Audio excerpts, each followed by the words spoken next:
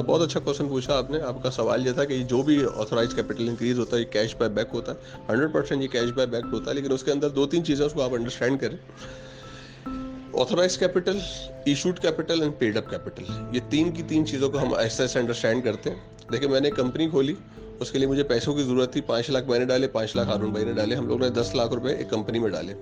अब हमने इसको पब्लिक को शेयर सर्टिफिकेट की सूरत में देना था, तो हमने 10 रुपये एक शेयर की कीमत रखी और 1 लाख शेयर इशू कर दिए। 10 रुपये के साथ 1 लाख शेयर इशू किए। वो 10 लाख रुपए जो हम लेके डाले थे हमने वो, तो ये हमारा जो टोटल जो 10 लाख की इन्वेस्टमेंट थी ये कहलाया ऑथराइज कैपिटल।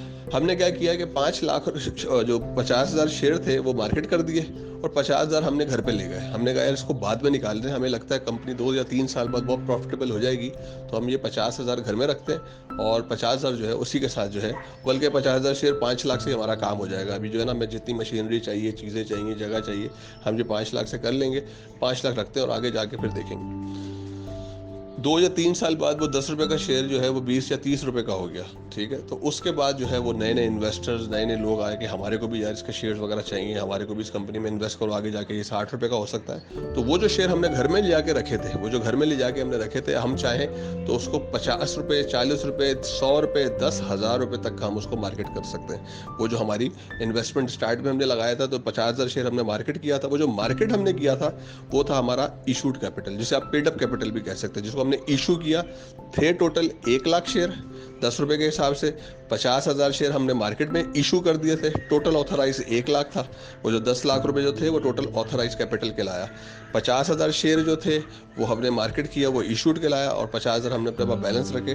और वो 50,000 जो है वो हमने बाद में किसी भी इन्वेस्टर को जब बाद में मार्केट किया, जब उसकी वैल्यू 500, 1000, 2000 जितने रुपए भी उस शेयर की हो गई, तो वो हमारा एक विजन था, वो हमारे को बेनिफिट दे जाएगा। वो 50,000 शेयर जो बिल्कुल स्टार्टिंग में हमने घर में ले जाकर रख लिया था। दूसरा एक तरीकेकार ये होता है कि आपने 10 के 10 लाख शेयर जो है वो मार्केट कर दिया, इस पूरा का पूरा ऑथराइज कैपिटल, इशूड कैपिटल बना दिया, और बाद में हमारी कंपनी ने इतनी तरक्की की लेकिन हमारे पास पैसा नहीं था, तो एक इन्वेस्टर आके कहता है यार कि मुझे तो आपकी कंपनी में बहुत इंटरेस्टेड हूँ कि ये तो आगे जाके एप्पल बनने वाली है, तो आप एक काम करें कि मुझसे भी जो है ना 10 लाख रुपए ले लें, तो हमारा ऑथराइज कैपिटल डबल हो जाएगा।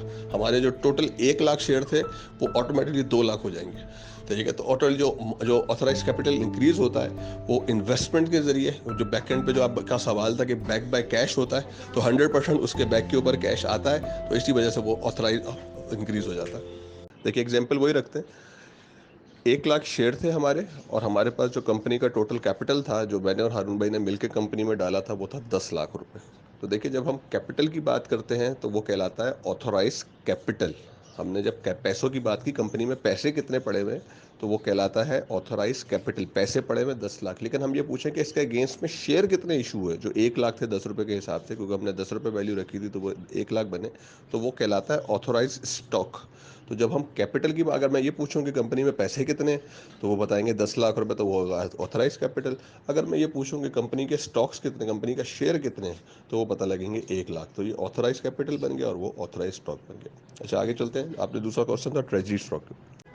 तीसरी चीज आपने पूछी ट्रेजरी स्टॉक्स को राइट होता है कि नहीं होता। ट्रेजरी स्टॉक को बिल्कुल भी राइट नहीं होता वोटिंग का। इसकी वजह यह है कि ट्रेजरी स्टॉक जो होते हैं वो कॉमनली यूज होते हैं फंड की रेजिंग के लिए, आगे फर्दर इन्वेस्टमेंट्स वगैरह के लिए, उसके लिए इस्तेमाल होते हैं, क्योंकि वो आपके घर में वापस आ चुके होते हैं, तो वो फर्दर कोई इन्वेस्टमेंट उसने दोबारा करनी हो, दोबारा फंड रेज करना हो, तो उसके लिए इस्तेमाल होता है।